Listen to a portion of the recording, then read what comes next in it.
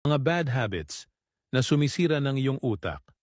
Panoorin mo hanggang dulo, baka isa sa mga nandyan ay kadalasan mo ring ginagawa. Isa, natutulog habang nakatalukbong ang kumot hanggang sa mukha. Dahil pag kinumutan mo hanggang ulo mo, tataas ang carbon dioxide.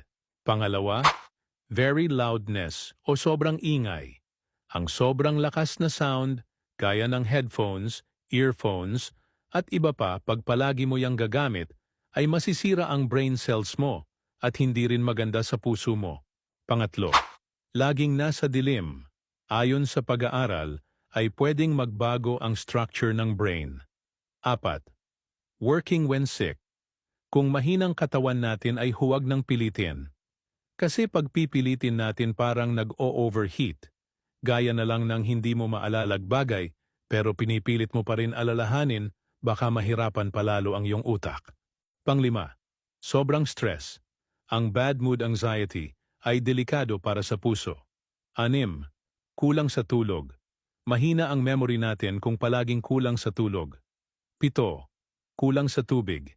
Ang utak natin ay 70% water.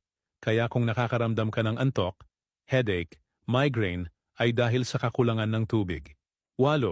Hindi ka nag-aalmusal.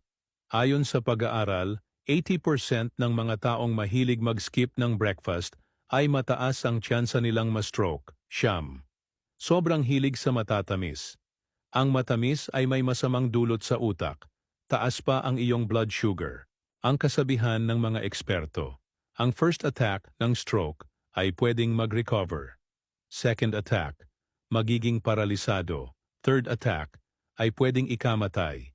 Kaya habang maaga pa, think wisely. Follow for more health tips.